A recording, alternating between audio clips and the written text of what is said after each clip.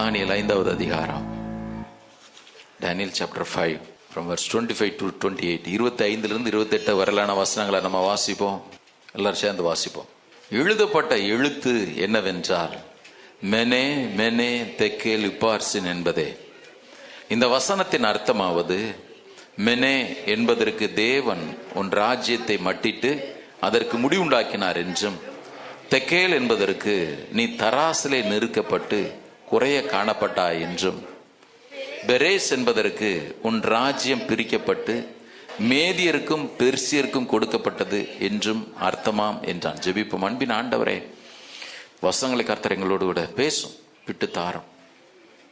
ஆண்டவரே, எங்களிடத்தில் நீர் எதிர்பார்க்கிறது, எங்களை பரிசுத்த ஜனமாக நிலைப்படுத்த விரும்புகிறீர். நாங்கள் நாளுக்கு நாள் இயேசுவின் சாயலுக்கு ஒப்பாய் மறுரூபமாக எங்களுக்கு உதவி செய்யுங்க. ஒரு சபையின் போதகனாய் அந்த வேலையை ஆண்டவரே நமக்கு உண்மையாய் செய்ய அடியனுக்கும் தேவையான கிருபைகளை தாரும். நாங்கள் மறுரூபமாகணும் ஐயா, உடைய வருகைக்கு நாங்கள் ஆயத்தமாகணும். கர்த்தர் எங்களோடு கூட பேசும், இடைப்படும். உடைய பிள்ளைகள் கொடுத்த அந்த காணிக்கையும் கர்த்தர் ஆசீர்வதியுமாறுள்ள அறிக்கையிட்டதன்படியே பாத்திரங்களை நிரம்பி ஒளிய செய். எல்லா இடையூறுகளையும் கர்த்தர் இந்த வேளையில் அப்புறப்படுத்துங்க. எங்களுடைய கவனம் உண்மையில் பதியட்டும். இயேசுவின் நாமத்தில் ஜெபிக்கிறோம் நல்ல பிதாவே, ஆமென். உட்கார். கர்த்தருடைய பரிசுத்த நாமத்திற்கு மகிமை உண்டாவதாக. கர்த்தர் நல்லவர், அவர் கிருபை என்றும் உள்ளது. இன்றைக்கு தேவ செய்திக்கு நான் கொடுக்க விரும்புகிற தலைப்பு எ வார்னிங் ஃப்ரம் தி லார்ட். கர்த்தரிடத்திலிருந்து வரக்கூடிய எச்சரிப்பு. நான் ஏற்கனவே உங்களுக்கு சொன்னேன்,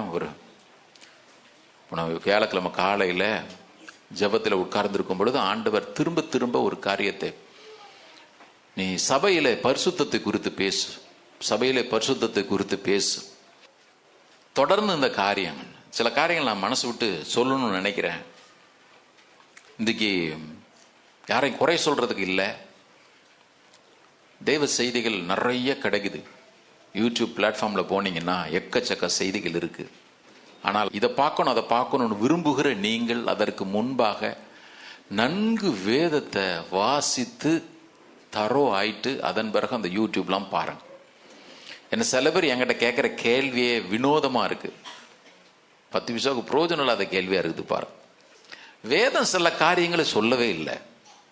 ஒரு பெரிய பிரீச்சர், எனக்கு அவர் பிரசங்கம் பண்ணுறது ரொம்ப பிடிக்கும். நான் நிறைய காரியங்கள் அவர் இடத்துல கற்றுக்கொண்டிருக்கிறேன். அதனால தான் சொல்கிறேன், பெரிய பிரசங்கியார் இருக்கிறதுனால அவர் பேசுகிற எல்லாம் சரியாயிரும்னு நினச்சிடக்கூடாது. அவர் திடீர்னு ஒரு நாள் என்ன பண்ணுறாரு, இந்த மெல்கிசேதேக்கு எந்த வம்சம்னு சொல்லிட்டு எடுத்து பேசுகிறார். இவன் இங்கிருந்து வந்திருக்கணும், அங்கிருந்து இவன் தான் அப்படின்ட்டு பாருங்க. வேதமே சொல்லிட்டு இவன் வம்ச வரலாறு இல்லாதவன். எப்படி இயேசு அல்பாவும் ஒமேகாவும், தொடக்கம் முடிவும் ஆதியும் அந்தமா இருக்கிறார், அதை மாதிரி இவனை குறித்து பவுல் சொல்லும் பொழுது, பவுல் விலக்கி இருந்திருக்கலாம், கேட்டவன் மந்த புத்தியோட கேட்டதுனால அவர் அதோட நிறுத்திட்டார். ஆனால் ஆவியானவர் அவனை குறித்து சொல்லும் பொழுது அவன் வம்ச வரலாறு இல்லாதவன், முடிஞ்சு போச்சு. வேண்டான்னு ஒரு காரியத்தை கர்த்தர் ஒதுக்கிட்டார்னா மறுபடியும் அதில் உள்ள போய் நோண்டிக்கிட்டு என்ன கண்டிப்பாக கண்டுபிடிக்க முடியாது. நீங்கள் ஒரு கன்க்ளூஷனுக்கு வருவீங்கன்னா அது தவறான முடிவாகத்தான் இருக்க முடியும். பாருங்க, தவறான முடிவாகத்தான் நமக்கு. பாருங்க, அந்த வேதம் ஒரு சமுத்திரத்தை விட, கடலை விட பெருசு.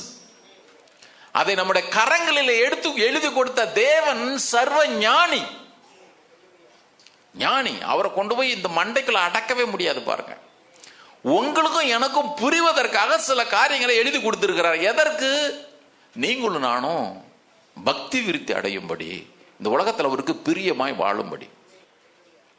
வேதம் எல்லாத்தையும் எழுதி கொடுக்கல, ஏன் தேவையில்லை. இயேசு சொன்னார், நான் இப்பொழுது அவையில் உங்களுக்கு சொன்ன நீங்க தாங்க மாட்டீங்கன்றார். சீஷர்களுக்கு, கூட இருந்த சீஷர்களுக்கு இயேசு அவர்களுக்கு அன்றைக்கு என்ன தேவையோ அதை மாத்திரம்தான் சொன்னார். பாருங்க, அதை மாத்திரம்தான் சொன்னார். அது அவர்களுக்கு தேவைப்பட்டபடினாலே சொன்னார். அதனால இது அங்க அது நானும் பார்க்குறேன். நல்ல ஹிஸ்ட்ரி, பைபிள் சம்மந்தப்பட்ட ஹிஸ்ட்ரி ஏன் அறிவுக்கு வளர்த்துக்கிறதுக்காக அப்படின்னு நான் பார்க்குறேன். ஆனால் அதுலேயும் உள்ள சில ஒரு சின்ன ஒரு பானை, ஒரு குடம் நிறைய பால் இருக்குது, ஒரே ஒரு துளி அப்படி ஒரு டிராப் விஷத்தை போடுற மாதிரி போட்டுடுறாங்க. பாருங்க, அப்படி சொல்கிறேன். நீங்கள் நல்லா கேளுங்க, வேண்டாம்னு சொல்லலை. ஆனால் அதற்கு முன்பு நல்ல வேதத்தை, இந்த ஆன்டி வைரஸை அப்டேட்டடாக வச்சுக்கிட்டு அதுக்கப்புறம் பார்த்தீங்கன்னா அது சொல்லும். கம்ப்யூட்டர், சில கம்ப்யூட்டர்லாம் வந்து பார்த்தீங்கன்னா ஆன்டி வைரஸ் இருக்கும், அப்டேட்டட் வெர்ஷன் இருக்காது. பைபிள் அப்டேட்டட் நமக்கு தேவையில்லை, நாம இதில் அப்டேட் ஆகிக்கணும். பாருங்க, நீங்க எங்கேயாவது போய் ஒரு இது தொட்ட உடனே சொல்லும், இல்ல இது it will harm you. Correct தானே? ஆமா, இதுல ட்ரோஜன் இருக்குது, நீ தொடாதேன்னு சொல்லும். பாருங்க, நமக்கு இந்த ஆன்டி வைரஸ் அப்டேட்டடா இருக்கணும்.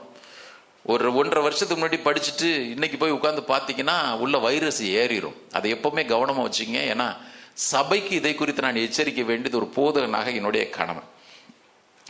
இந்த தானியேல் 5வது அதிகாரத்துல பெல்ஷாத்சார் அப்படின்ற ஒரு ராஜாவை குறித்து நம்ம வாசிக்கிறோம். கொஞ்சம் நமக்கு நல்ல டைம் இருக்குது, எவ்வளவு தூரம் நம்ம அதை தியானிக்க முடியுமோ நம்ம தியானிப்போம். பாருங்க, இந்த பெல்ஷாத்சார் ராஜா பேரை சில பேருக்கு நுழைய மாட்டேங்குது. இன்னைக்கு ஏன் இதை தியானிக்கணும் அப்படின்னு கேட்டீங்கன்னா, ஆண்டவர் இதை சபைக்கு எச்சரிப்பா எழுதி வச்சிருக்கிறார்.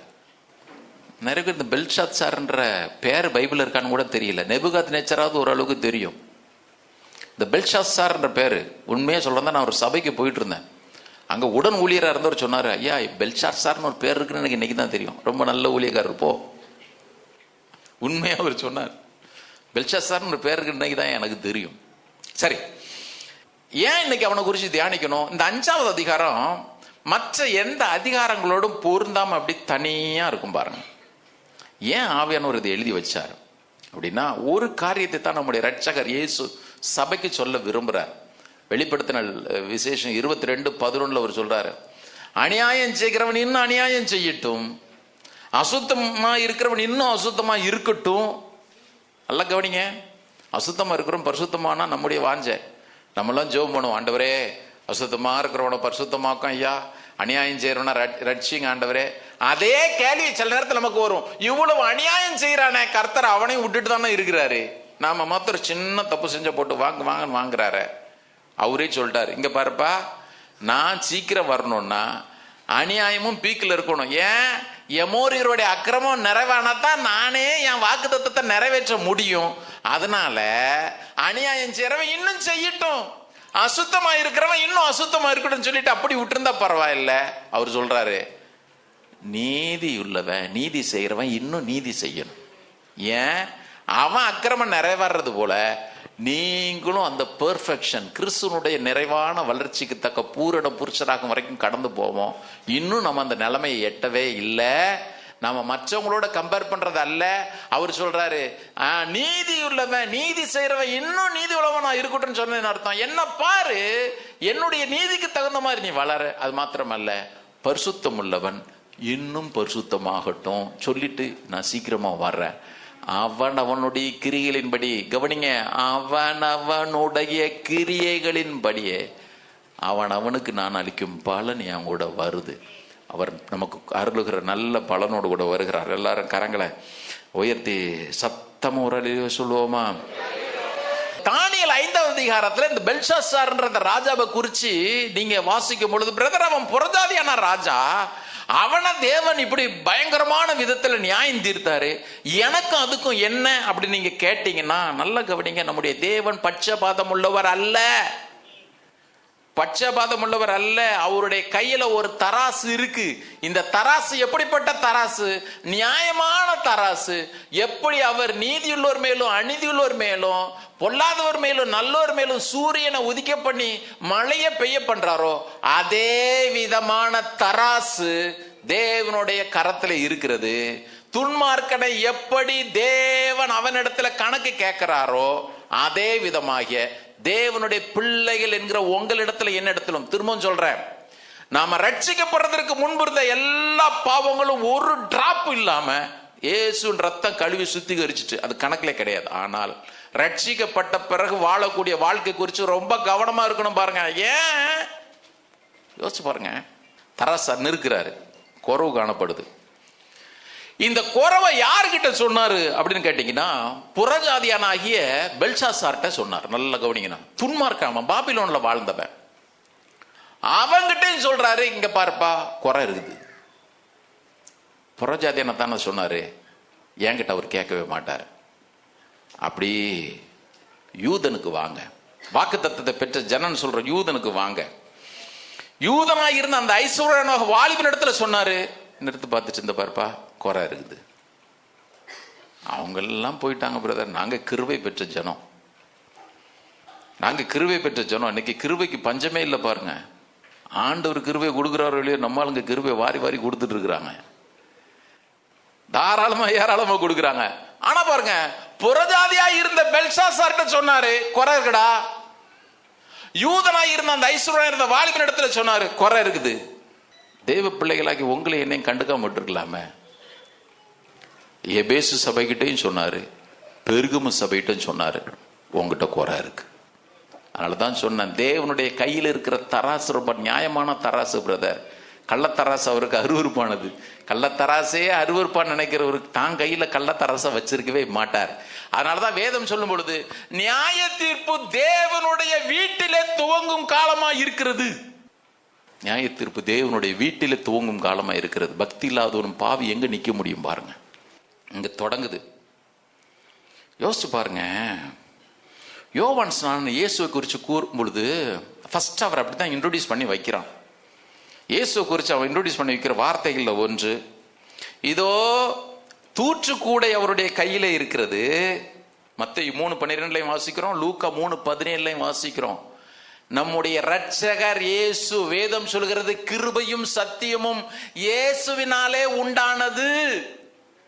கிருபையையும் சத்தியத்தையும் நிறைவாய் நமக்கு கொடுக்கும்படியாக வந்த தேவ குமாரனாகிய இயேசுவை அறிமுகப்படுத்தும் பொழுது யோவான் ஸ்நானன் சொல்ற வார்த்தை என்ன தெரியுமா? தூற்றுக்கூடை அவருடைய கையில் இருக்குது. தூற்றுக்கூடைன்னா தெரியும்ல, சில பேருக்கு அது தெரியல. அப்பெல்லாம் கிராமத்துல அப்படி நெல்லை அப்படி ஒரு பெரிய முறை மாதிரி எடுத்துட்டு அப்படி தூக்கி அடிப்பாங்க. அப்படியே நல்ல தானியெல்லாம் கீழே விழும், அடிக்கிற காத்துல அப்படி பதறு மற்ற ஊமியெல்லாம் பறந்து போயிரும் பாருங்க. சிம்பிள். வசனம் சொல்லுது, யோவான் ஸ்நானன் சொல்லும் பொழுது தூற்றுக்கூடை அவருடைய கையில இருக்கிறது. இருக்கு, இருக்குன்னு சொல்லல, இருக்குது.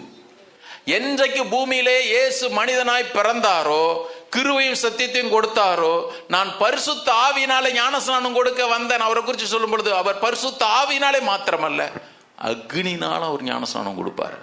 அவரிடத்துல கிருபை வெளிப்படுகிற அதே நேரத்துல பட்டயமும் அவருடைய கரங்களிலே உண்டு என்பதை வேதம் தெளிவா தான் சொல்லுது. இன்னைக்கு இருக்கிற பிரசங்கங்களும் தேவ பிள்ளைகளும் தான் அதை சொல்லவும் இல்லை, புரிஞ்சுக்கவும் இல்லை. பாருங்க, நான் சொல்றது ஒருவேளை ஆண்டவரை கொடூரமா காட்டுறதற்கு நான் உங்களுக்கு, அவர் அன்புள்ளவர் தான், அவர் கிருபை உள்ளவர் தான். கவனிங்க சபையினர், கவனிங்க.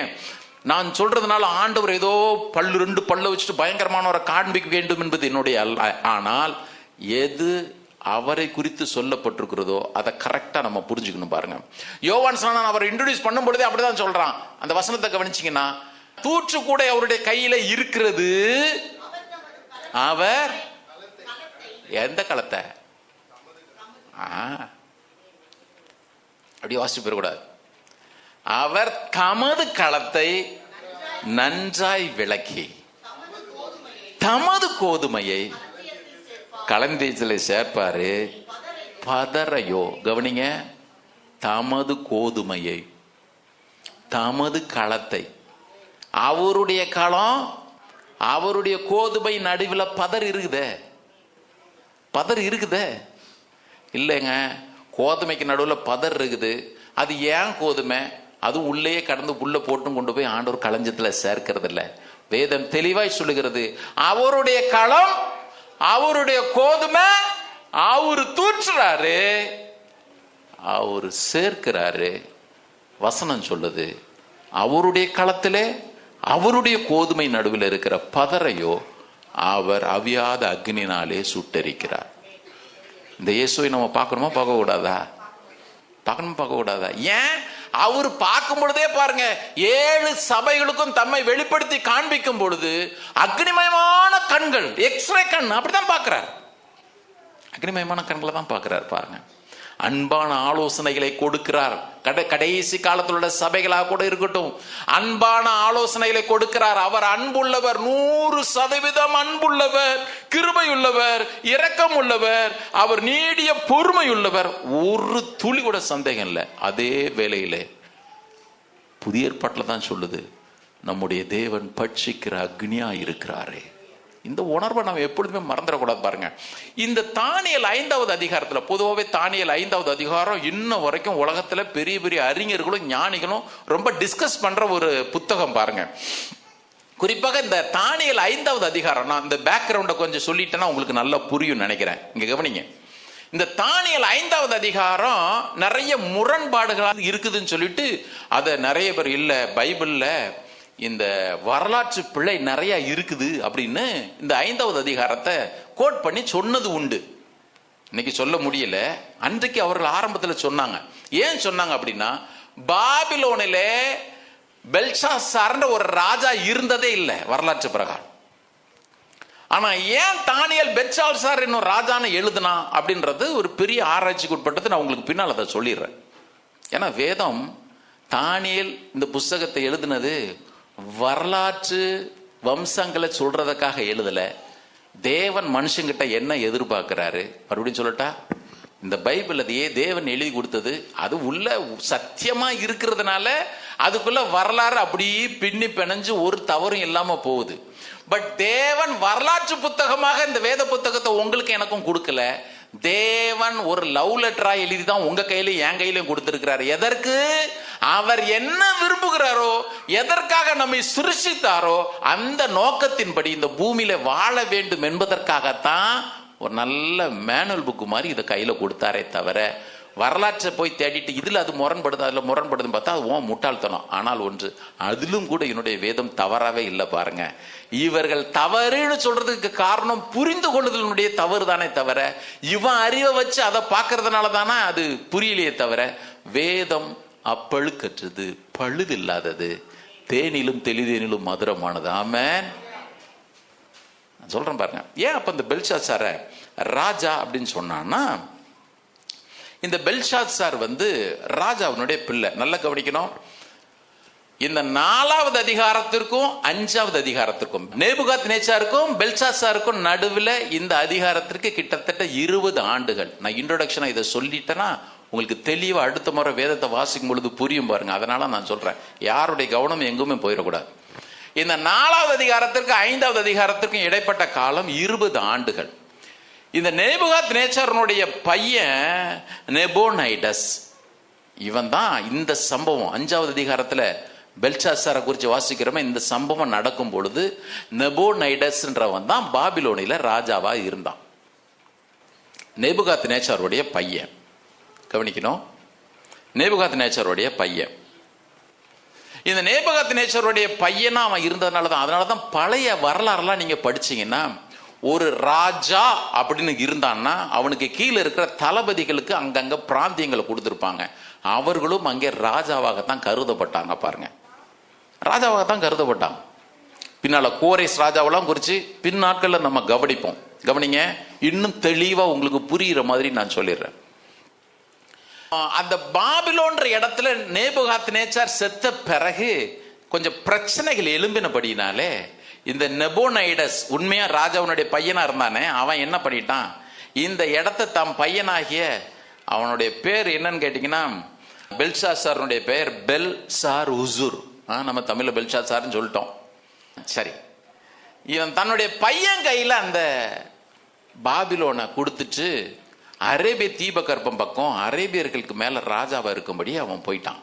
கவனிங்க, அது ஒரு ஏரியா, இவன் ஒரு ஏரியா. இப்ப இவன் தான் ராஜான்னு என்று அழைக்கப்பட்டவன். அதனாலதான் தானியேல் கரெக்டா எழுதுறான், ஒருவேளை உலக வரலாற்றின்படி பெல்ஷாத்சார்னு ஒரு ராஜா இல்லாம இருந்திருக்கலாம், ஆனா இதுதான் அதனுடைய பின்னணி. இவனும் அந்த ஏரியாவுக்கு அவன் தான் ராஜா. ஏன் அவன் ராஜா இருந்தான்? அவன் எல்லாருக்கும் மேலான ராஜாவா இல்லை, இவன் செகண்ட் கிங். ஏன்னா அப்பா ராஜாவா இருக்கிறார். வசனங்களை காட்டுறோம் பாருங்க, எடுங்க பார்ப்போம். 5வது அதிகாரம் 7வது வசனத்தை கவனிங்க. 5வது அதிகாரம் 7வது வசனம். ரொம்ப யாருடைய கவனம் எங்கேயும் போயிடக்கூடாது, ஒரு முக்கியமா கவனிக்கணும். ராஜா உரத்த சத்தமிட்டு, அப்படி பின்னால வாங்க, அப்படி அதே வசனத்துல பின்பகுதி. இதன் அர்த்தத்தை எனக்கு வெளிப்படுத்துகிறவன் எவனோ அவன் ரத்தாம்பரமும் கழுத்திலே சரப்பனையும் தரிப்பிக்கப்பட்டு ராஜ்யத்துல 2ஆம் அதிபதினு சொல்லல. ஏன்னா பார்வோன் யோசேப்பை குறித்து சொல்லும் பொழுது எனக்கு 2வது அதிபதியா இருப்பான், கரெக்டா? எனக்கு நெக்ஸ்ட் பிளேஸ்ல இருப்பான் ராஜ்யத்துல, அவன் தான் செகண்ட். ஆனா இவன் இந்த பெல்ஷாத்சார் தெளிவா சொல்றான், எங்க அப்பா ராஜா, நான் செகண்ட் பிளேஸ்ல இருக்கிறேன். இப்ப உங்களுக்கு புரியும் நினைக்கிறேன். எனக்கு அடுத்தது ஒருத்தர் வரணும், 3ஆம் பிளேஸ்ல தான் வரணும். சொல்றேன்னா பாருங்க, அவன் 3ஆம் அதிபதியா இருப்பான். இதனுடைய அர்த்தத்தை சொல்றவன் அப்படி 16வது வசனத்துல சொல்றான் பாருங்க. 16வது வசனத்துல தானியேலுக்கு எல்லா கணத்தையும் கொடுத்துட்டு நீ என்னுடைய ராஜ்யத்தில் 3ஆம் அதிபதியா இருப்பா என்றான். 29வது வசனத்திலையும் சொல்லுது நீ 3ஆம் அதிகாரியா இருப்பவன் என்று அவனை குறித்து கட்டளையிடப்படவும் ராஜா செய்தான். இப்போ உங்களுக்கு புரியும் நினைக்கிறேன். ராஜாவுடைய பிள்ளை அந்த அதிகாரம் அந்த ஏரியா முழுவதும். ஆனா என்ன தெரியுமா பிரச்சனை? என்ன பிரச்சனை? ஏன் தேவன் இவனை கடிந்து கொள்ள வேண்டியதா இருந்தது? ஏன் தேவன் இவனை மரணத்திற்கு ஒப்பு கொடுக்க வேண்டியதா இருந்துச்சுன்னா, ஏற்கனவே பாபிலோனுக்கு நியாய தீர்ப்பு நியமிக்கப்பட்டுடுச்சு. அங்கிருந்த இஸ்ரவேல் ஜனங்கள்லாம் என்ன நினைச்சிருப்பாங்க? ஏன் இந்த ஆண்டவர் அமைதியில இருக்கிறாரு? எது வரைக்கும் ஆண்டவர் எங்களுக்கு விடுதலை கொடுக்காம இருப்பாரு? கோரேசும் ஒரு ராஜாவை குறித்து சொன்னாரு, அவன் ஏன் வரல? நாங்க ஏன் இன்னும் அடிமைத்தனத்துல இருக்கணும்? மறந்துடாதீங்க, தேவன் குறித்த நேரம் கண்டிப்பா நிறைவேறிதான் தீரும். ஒரு அழிலே சொல்லுவோமா? இப்ப ஃபுல் பவர்ல இருக்குது பாபிலோன் ராஜ்யம். பாபிலோன் வேற எங்கேயும் இல்லை, இன்னைக்கு இருக்கிற ஈராக் தான். சரி, ஒரு தேவ மனுஷன் இப்படி சொன்னாரு, தேவன் மற்றவர்களுக்கு கொடுக்கும் கிருபையை நான் அற்பமாய் எண்ணி பாவத்திலே உழலக்கூடாது. தேவன் கிருபையுள்ளவர் என்று அறிந்து கொள்கிற அதே நேரத்தில், கவனிங்க, தேவன் கிருபையுள்ளவர் என்று அறிந்து கொள்கிற அதே நேரத்திலே நமது பாவங்களை விட்டு நாம் மனம் திரும்பாவிடில் அவருடைய நீதியுள்ள நியாய தீர்ப்பிலே நாம் விழ வேண்டியதாகும். பெல்ஷாத்சாரின் அனுபவமும் அதுவே. மறுபடியும் ஒரு முறை வாசிச்சிட்டா, தேவன் மற்றவர்களுக்கு கொடுக்கும் கிருபையை நாம் அற்பமா எண்ணி பாவத்திலே உழலக்கூடாது. அவங்க தாத்தா நேபுகாத் நேச்சர் மேல ஆண்டவர் கிருபையா இருந்தார் பாருங்க. இருந்தாரா? அவன் பெருமை கொண்டான், ஆனாலும் அவனுக்கு இரக்கம் பாராட்டி மறுபடியும் அவன் ஸ்தானத்தில் நிறுத்தினார். ஆனா அவருக்கு கொடுத்த கிருபை இவன் அற்பமா நினைச்சிட்டான் பாருங்க. அதை தான் இவர் சொல்றாரு, பாவத்திலே உழலக்கூடாது. தேவன் கிருபையுள்ளவர் என்று அறிந்து கொள்கிற அதே நேரத்திலே நமது பாவங்களை விட்டு மனம் திரும்பாவிடில் அவருடைய நீதியுள்ள நியாய தீர்ப்பில் விழ வேண்டியதாகும். பெல்ஷாத்சாரின் அனுபவமும் அதுவே. இப்போ முதல் குறிப்பு நம்ம என்ன பார்க்கணும்? பெல்ஷாத்சார் சொல்றது இதுதான், நாம் வாழக்கூடிய காலம் எப்படிப்பட்டதுன்ற உணர்வு நமக்கு நன்றாய் நம்ம அதை அறிந்திருக்கணும். பாருங்க, நாம் வாழக்கூடிய நாட்கள் எப்படிப்பட்ட நாட்கள். நிறைய பேருக்கு நாம கடைசி நாட்கள்ல வாழ்ந்துட்டு இருக்கிறோம் அந்த உணர்வே இல்லை. பெல்ஷாத்சாருக்கு தொடங்கும் பொழுதே அப்படித்தான் தொடங்கும். 5வது வசனம், 5வது அதிகாரம் 1வது வசனம் வாசிங்க. பெல்ஷாத்சார் என்னும் ராஜா தன் பிரபுக்களில் 1000 பேருக்கு ஒரு பெரிய விருந்து செய்து அந்த 1000 பேருக்கு முன்பாக திராட்சை ரசம் குடித்தான். இந்த பாபிலோன் ரொம்ப பிரம்மாண்டமானது. ஏன் அவனுக்கு அந்த காலத்தை குறித்து அறிவு வரல அப்படின்னு கேட்டீங்கன்னா, அதுக்கும் காரணம் இருக்கு. இங்கதான் இருக்கிறவங்களாம் கரம் கொடுத்துட்டு அடையில சொல்லுங்க, கவனத்தை விட்டு பாருங்க. ஏன் இந்த பாபிலோன் அன்னைக்கு உலக அதிசயங்கள்ல 7 அதிசயங்கள்ல இந்த பாபிலோன் ஒன்றாக கருதப்பட்டுச்சு. இந்த பாபிலோன் 15 சதுர மைல்கள் நீள அகலம் கொண்டது. வேணா குறிப்புக்கு எழுதி வச்சுக்கோங்க, நாளை பின்னைக்கு படிக்கும் பொழுது அப்படி நம்ம பிக்சரைஸ் பண்ணிட்டு நீங்க படிக்கலாம். 15 சதுர மைல்கள், கிலோமீட்டர் அல்ல, 15 சதுர மைல்கள் அப்படின்னு பார்த்தீங்கன்னா அதனுடைய சுற்றளவு 60 மைல்கள். அதை சுற்றிலும் எப்படி எரிகோவை சுற்றிலும் மதில் இருந்ததோ அதை விட பெரிய மதில் இந்த பாபிலோனை சுற்றிலும் இருந்துச்சு. ஏன் இவன் திவுருத்தனம் பிடிச்சி ஆடினான்றதற்கு காரணத்தை சொல்றான். இந்த அவ்வளவு அந்த 60 மைல்கள் உள்ள பரப்பளவு, இங்க 15 கிலோமீட்டர், இங்க 15 கிலோமீட்டர், இங்க 15 கிலோமீட்டர், இங்க 15 மைல்கள். இப்ப கிட்டத்தட்ட 22 கிலோமீட்டர் வரும்னு நினைக்கிறேன். 22-23 கிலோமீட்டர் வரும். இந்த சுற்றளவுக்கு அந்த பாபிலோனை சுற்றிலும் பெரிய சுவர் இருந்துச்சு. அதனுடைய சுவரினுடைய கீழ் பக்கம் கவனிங்க, அதனுடைய அடிப்பகுதி 700 அடி, 700 அடிகள். அதனுடைய உயரம் 350 அடி. அன்னைக்கு உலகத்திலே சூப்பர் பவர் யாருன்னு கேட்டீங்கன்னா பாபிலோன் தான். சூப்பர் பவர் 350 அடி. அந்த கீழ்ப்பக்கம் 700 அடி அகலம். மேல அது இப்படி போய் சுவர் முடியுதுன்னா மேற்பகுதி மொத்த பட்டணத்தின் சுற்றளவுமே 350 அடி அகலம். அறிஞர்கள் சொல்றாங்க, வரலாற்று அறிஞர்கள், அதற்கு மேலேயே ரேஸ் நடந்துச்சு, ரதங்கள் பந்தயம் நடந்துச்சு சுவருக்கு மேல. இப்ப புரியுதா உள்ள இருக்கிறவன் எவ்வளவு திமிரா இருப்பான்ட்டு? பாதுகாப்பு. சரி, இப்ப இந்த ராஜா விருந்து சாலை இருக்குது பாபிலோனுக்குள்ள. இந்த பாபிலோனுக்குள்ள ராஜாவினுடைய விருந்து சாலை 1650 அடி அகலம். நம்ம ஹால் எவ்வளவு பெருசு இருக்கும்? நான் அருள்ராஜ், இது எத்தனை அடி? பார்த்தேன், ஒரு அடி கூட கரெக்டா சொல்றாரு. இது 29 அடி. சரி, பாபிலோன்ல பெல்ஷாத்சார் விருந்து சாலை இருக்குது. அந்த விருந்து சாலையினுடைய அகலம் 1650 அடி, அதனுடைய நீளம் 1 மைல். அவ்வளவு தூரத்துக்கு டேபிள் போட்டிருந்தோம். எத்தனை ரூபா போட்டிருந்தான்னு எனக்கு தெரியல, எத்தனை ரூபா போட்டிருந்தான்னு தெரியல. ஒருத்தர் சொல்றாரு, அங்க இசைக்கருவிகள் வாசிச்சவங்க 32,000 பேர். 32,000 பேர் அன்றைக்கு விருந்துல அப்படி பறக்கிறான். ஏன் இன்னொரு பயம் இல்லை? வெளியே முற்றுகை போட்டாலும் உள்ள 20 ஆண்டுகளுக்கு தேவையான உணவுப் பொருள் இருந்துச்சு. பஞ்சம் வர்றதுக்கு வாய்ப்பே இல்லை. நல்ல கவனிங்க, இவ்வளவு பிரம்மாண்டமான சுவர் இருக்குது, இவ்வளவு பாதுகாப்பான ராணுவம் இருக்குது. நான் ஏன் பயப்படணும்? நான் யாருக்கு பயப்படணும்? தேவனுக்கு பயப்படணும். நான் எதற்கு பயப்படணும்? என்னை சுற்றி 4 மாதமா முற்றுகை போட்டிருக்கிறாங்களே மேதிய பெர்சிய ராஜாக்கள், அவளுடைய தளபதிகள், அவங்களுக்கு நான் ஏங்க பயப்படணும்? ஒண்ணு தெரியுமா? சுற்றிலும் பட்டணம் முற்றுகை போடப்பட்டிருந்த பொழுது, சுற்றிலும் எல்லாம் ஆபத்து சூழ்ந்திருந்த பொழுது ஐயாவுக்கு கொண்டாட்டம். கவனிக்கிறீங்களா? சுற்றிலும் இவ்வளவு பிரச்சனை இருக்குது. ஒருவேளை நான் சொன்ன பாருங்க, இதெல்லாம் இருக்கலாம். சில பேருக்கு ஏங்க ஆண்டவருக்கு பயப்படல? நான் எதுக்குங்க அவருக்கு பயப்படணும்? இன்னைக்கு ஐரோப்பிய நாடுகளுக்கு இருக்கிற பெரிய தலைவலியே அதுதான். ஏன்?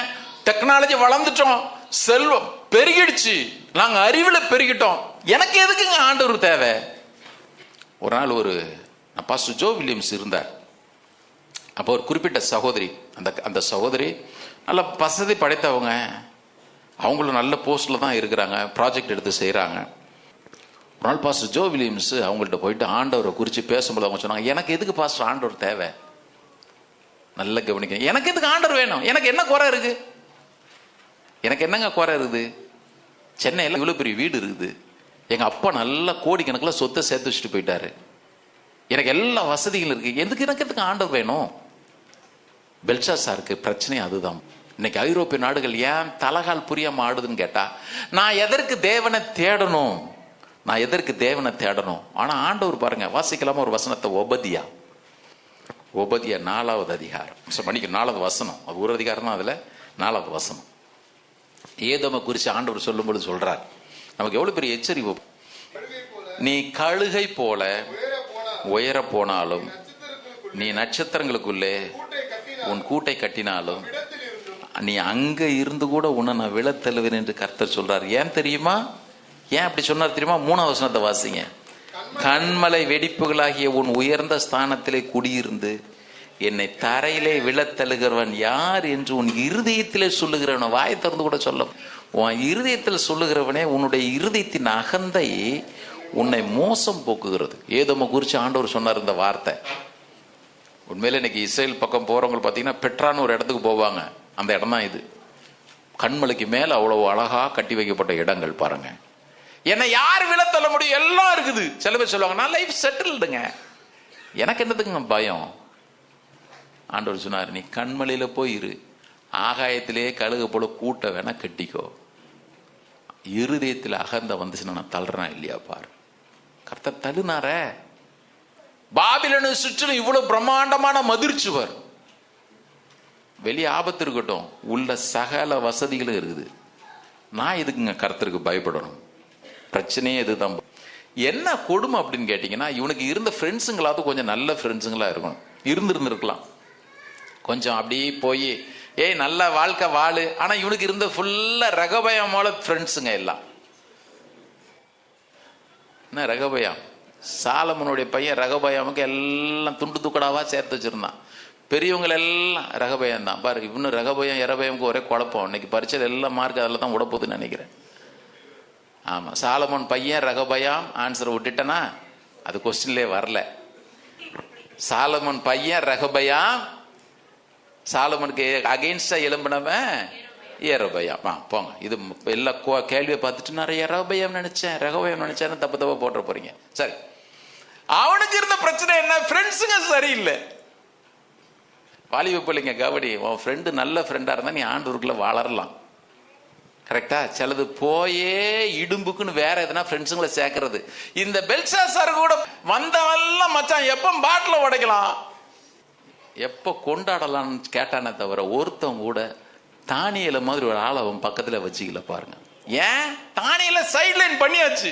சில பேர் பிரிந்து போகிறவன் தன்னுடைய இச்சையின்படியே செய்ய பார்க்கிறான். பிரிந்து போகிறவன் தன்னுடைய இச்சையின்படியே செய்ய பார்க்கிறான். சில நேரத்தில் ஃபெல்லோஷிப்பை விட்டு அப்படியே சில பேர் விளங்குவாங்க. எனக்கு சில நண்பர்களை தெரியும், நல்லா இருப்பாங்க, பேசிட்டே இருப்பாங்க. திடீர்னு ஒரு 3 மாசம் மட்டும் பேசவே மாட்டாங்க. இப்போ இல்லை, நான் அப்போ சொல்றேன். இங்கே யாருன்னா அப்படியே ஒருத்தவங்க மொத்த பார்த்துக்க போறீங்க, கரெக்டா ஒரு 3 மாசம் பேசவே மாட்டாங்க. ஆள் எங்க போச்சுன்னு கேட்டா எதனா ஒரு பிரச்சனையில காலை விட்டுட்டு, பிரதர் ஜெபம் பண்ணுங்க, இதுக்கு என்ன பண்ணணும்னு சொல்லி மறுபடியும் ஆலோசனைக்கு வருவாங்க. இந்த தேசத்துல தானியல்னு ஒரு தேவ மனுஷன் இருக்கத்தான் செஞ்சு அவன் செத்து போயிரல. ஆனா பெல்ஷாசார் பாருங்க, எனக்கு அதெல்லாம் தேவையே இல்லைங்க. தேவ மனிதர்கள் கொடுக்கிற ஆலோசனை எனக்கு வேண்டாம், என் நண்பர்களை திருப்திப்படுத்தணும். அன்னைக்கு கூட ஒரு பையன்கிட்ட பேசும்போது சொன்னேன், உன் ஃப்ரெண்டு உன் கையில இருந்து பணத்தை எடுக்கிறத மாத்திரம் கொஞ்சம் அப்படி முடக்கி வை, எத்தனை ஃப்ரெண்டு உன்னை சுத்துறான்னு பாரு. தானியல் போன்றவன் பணத்திற்காக அல்ல, நீ கொடுக்கிற வெகுமானத்தை கிஃப்டையும் நீயே வச்சுக்கியா. தேவன் என்ன சொல்றாரோ நான் உனக்கு சொல்றேன்னு சொல்ற ஆள் ஒரு அழில சொல்லுவோமா? இப்ப யோசிச்சு பாருங்க, தானியல்ன்ற மனுஷன் அங்க இருந்த பொழுது கூட அவனை ஓரம் தள்ளிட்டான். ஏன்?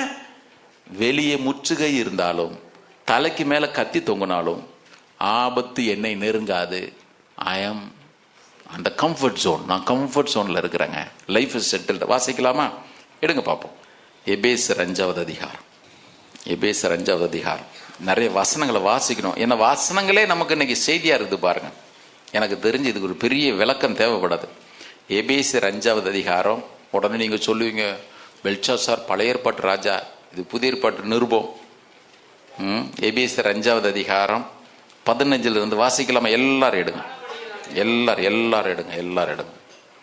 எபேசர் 5வது அதிகாரம் 15 வாசிக்கலாமா? நீங்கள் புதிய ஏற்பாட்டு விசுவாசிக்கு தான் எழுதுறாரு, சபையில் இருக்கிறவங்களுக்கு எழுதுறாரு.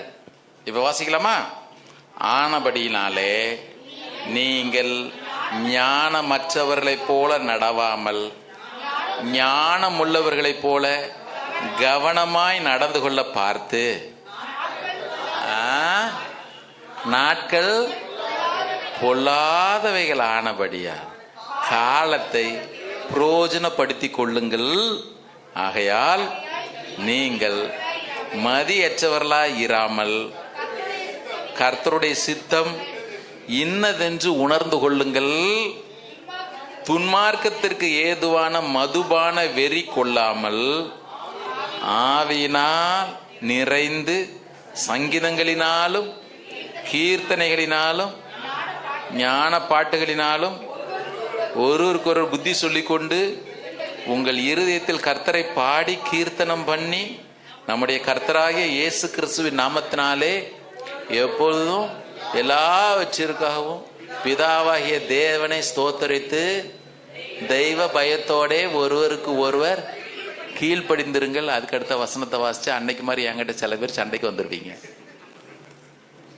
வாசிருவோமா? வேணா அதையும், ஏன்னா இது கண்டினியூஷன். காலத்தை பிரயோஜனப்படுத்திக் கொள்ளுங்கள், நாட்கள் பொல்லாதவர்களானால் காலத்தை பிரயோஜனப்படுத்திக் கொள்ளுங்கள் அப்படின்னு சொல்றதுல தான் கண்டினியூ அவர் எழுதுறாரு.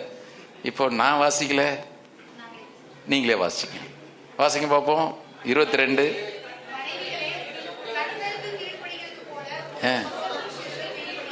சத்தமே காணும் பாருங்க. நல்ல சகோதரிகள் எல்லாரும் சத்தமா ரெடி? 1 2 3 வாசிங்க பார்ப்போம். அன்னைக்கு பேதுரு, இன்னைக்கு பவுல் சொல்றார். கரெக்டா? வாசிங்க.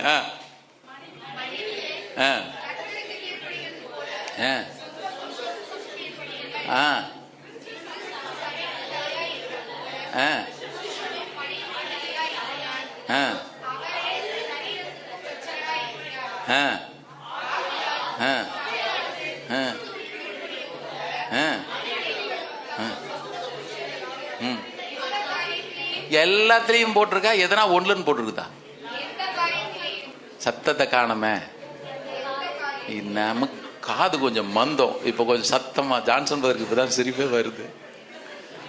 அடுத்தது வாசிப்போம் கண்டிப்பா. வாசிங்க வாசிங்க, இப்ப வாசிங்க பார்க்க. 24 சகோதரிங்க மாத்திரம் சத்தமா வாசிக்கணும். திருமணம் ஆனவர்களும் சரி, திருமணம் ஆக போகிறவர்களும் சரி, சத்தமா வாசிங்க பார்ப்போம்.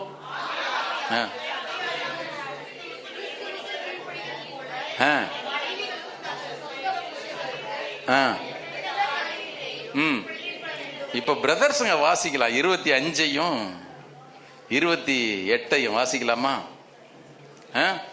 வாசிக்கலாம் சத்தமா.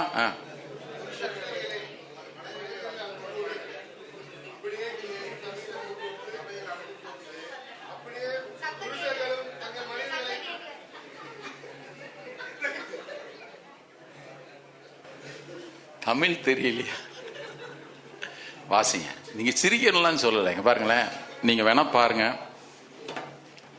21 வரைக்கும் தான் நான் எழுதியிருக்கிறேன். நான் எல்லாம் பிளான் போட்டு வந்தெல்லாம் வாசிக்கலாம்னு சொல்லலை. 21 வரைக்கும் தான் நான் ஒரு ரெஃபரன்ஸே போட்டு வச்சிருக்கிறேன் நோட்ஸில். சரி, இப்போ வாசிக்கலாமா எல்லாரும்? ஏன்னா இது நல்லது பாருங்க. வாசிங்க பார்ப்போம். இப்போ 25வது வசனம் சத்தமா. நான் ஏன் வாசிக்கலைன்னா உங்க சத்தத்தை கேட்காம போயிடணுன்றதான் வாசிக்கல. வாசிக்க பார்ப்போம். இப்போ புருஷர்களே மனைவிகளிலே அன்பு கூறுங்கள்.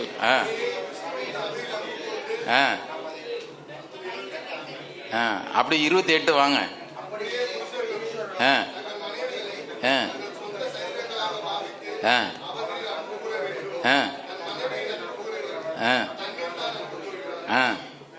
வாசிங்க. அடுத்த 29 வாசிங்க.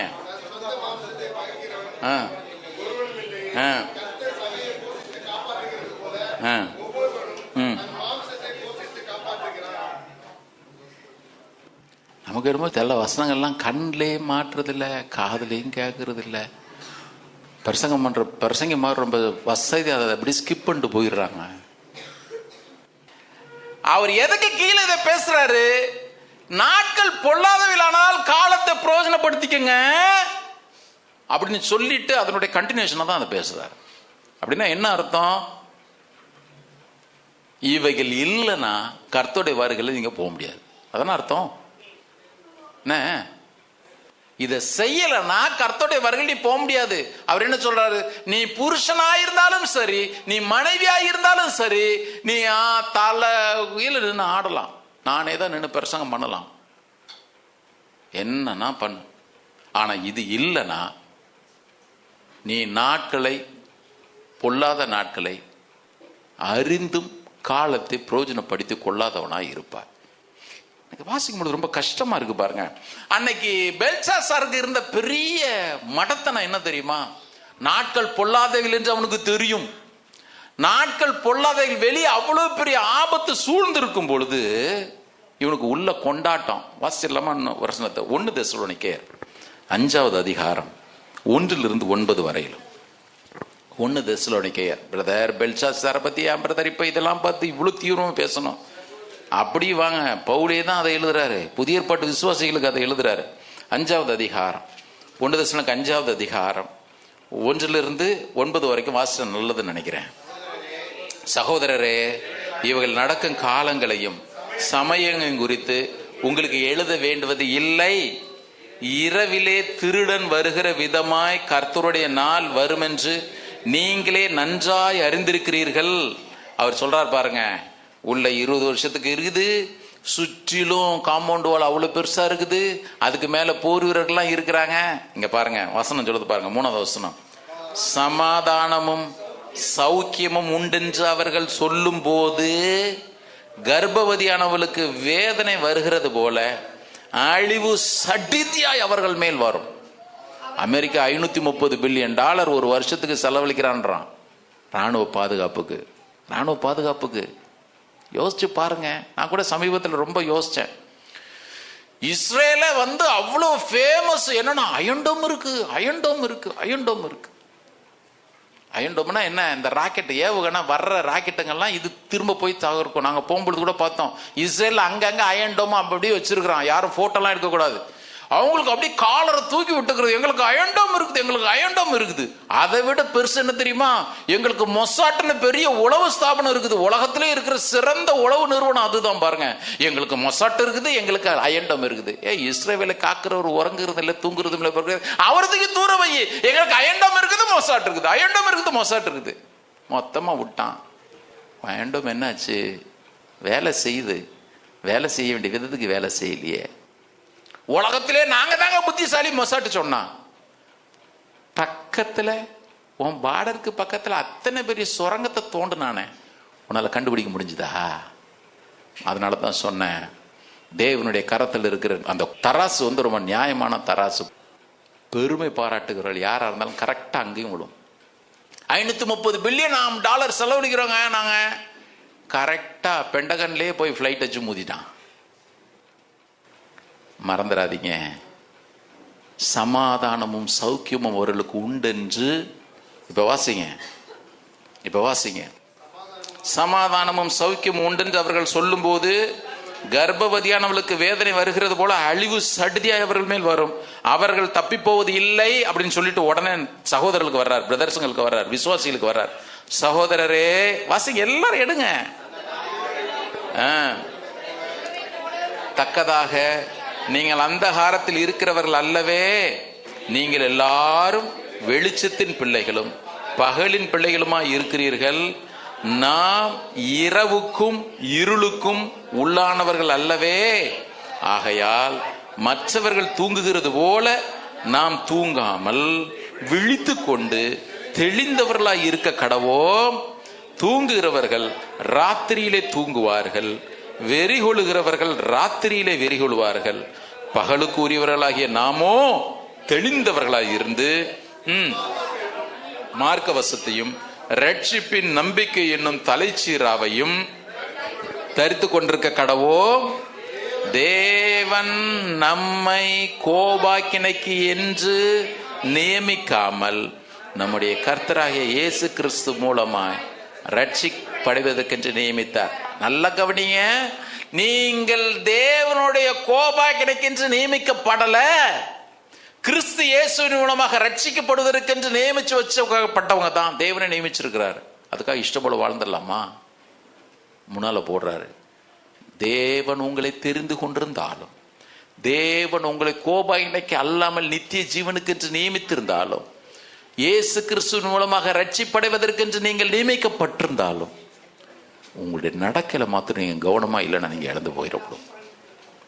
சபைக்கு எழுதுறாரு, புதிய ஏற்பாட்டு விசுவாசிகளுக்கு அதை எழுதுறாரு. இப்ப என்ன பண்ணா? இதெல்லாம் பரவாயில்ல, இந்த பித்து தலைக்கேறிட்டுன்னு சொல்லுவாங்க பாருங்க. மதுபானம் இரத்த வர்ணமாய் இருந்து பாத்திரத்திலே பளபளப்பாய் தோன்றும் பொழுது நீ அதை பாராதே, அது விரியனை போல கடிக்கும், பாம்பை போல தீண்டுன்ற மாதிரி வசனம் சொல்லுது. இவனுக்கு போதை தலைக்கு ஏறிடுச்சு. சில பேருக்கு மதுபானத்தினால வரக்கூடிய போதை, சில பேருக்கு அதிகார போதை, என்ன செய்யறனே தெரியாது. இவனுக்கு எல்லா போதையும் ஒன்னா சேர்ந்துடுச்சு.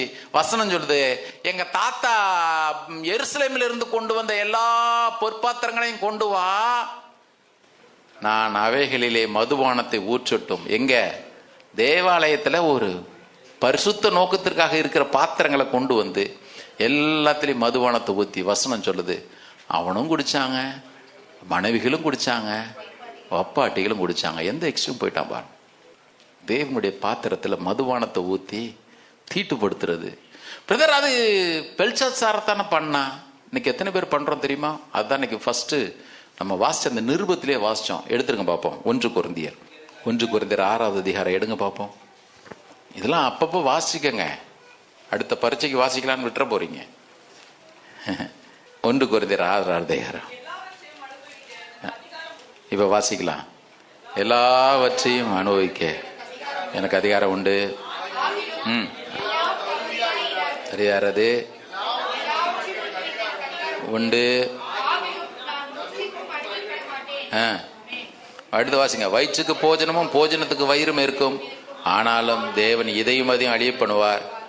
சரீரமோ வாசிங்க, சரீரமோ மண்ணு தின்ற உடம்பு தானே பிரதர். சில பேர் சொல்றது மண்ணு தின்ற உடம்பு தானே பிரதர். அடக்கம் பண்ணும் பொழுது கூட மனிதனே நீ மண்ணாய் இருக்கிறாய். பழைய ஏற்பாட்டில். புதிய ஏற்பாட்டில் பவுல் சொல்றாரு, நம்முடைய சரீரம் வேசித்தனத்திற்கு உரியது அல்ல, கர்த்தருக்கே உரியது. கர்த்தரும் சரீரத்திற்கு உரியவர். 15வது வசனம், உங்கள் சரீரங்கள் கிறிஸ்துவின் அவயவங்கள் என்று அறியீர்களா? அப்படி இருக்க அதுல கொண்டு வந்து தீட்டான மதுபானத்தை நிரப்பலாமா? 19வது வசனம், எல்லாரும் வாசிங்க. ஏன் சரீரம்னு சொல்லுவோமே, சொல்லுங்க. ஏன் சரீரம்? நான் தேவனாலே பெற்றும் என்னில் தங்கியும் இருக்கிற பரிசுத்த ஆவியினுடைய ஆலயமாய் இருக்கிறது என்றும் நான் என்னுடையவன் அல்ல என்றும் நான் அறிந்திருக்கிறேன். வீட்டில் இதெல்லாம் வாக்குத்தத்த வசனம் மாதிரி போடுங்க. உன்னை வாழாக்காமல் தலையாக்குவா, ஆமா, உன்னை ஆசீர்வதிக்கவே ஆசீர்வதிப்பேன், உன்னை உயர்த்தவே உயர்த்துவேன், இதெல்லாம் போடணும். நீங்கள் தேவனுடைய ஆலயமாக கரெக்டாக டிவி முன்னால போடணும் பாருங்க. அது வீட்டில் டிவி இருக்கும் பாருங்க, பெரிய டிவிக்கு மேலே இந்த போர்டு ஒன்று போட்டணும். நீங்கள் தேவனுடைய ஆலயமாக இருக்கிறீர்கள் என்றும் தேவனுடைய ஆவி உங்களிலே வாசமாக இருக்கிறார் என்று அறியீர்களா? என்ன அப்படி இல்லைன்னா பெல்ஷாத்சார் தான் பாருங்க. இந்த பெல்ஷாத்சார் யாரு? விசுவாசிய போலவே தான். ஒன்னு முட்டாள்தனமா, இன்னொன்னு முரட்டுத்தனம், ரெண்டும் இருந்துச்சு அவனுக்கு. அவன் பாருங்க, ஒன்னு ஒரு ராஜாவா தன்னுடைய கடமையை செய்ய தவறிட்டான். என்ன பண்ணிருக்கணும்? என்னை சுற்றிலும் இத்தனை ஆபத்துகள் இருக்கும் பொழுது மேதிய பெர்சியா ராஜாக்கள் படை அனுப்பிச்சிருக்கிறாங்க, நான் எவ்வளவு கவனமா இருக்கணும். அதனால தான் பவுல் எழுதுறார், காலம் சமீபித்து வருகிறதை பார்க்கிறீர்களே.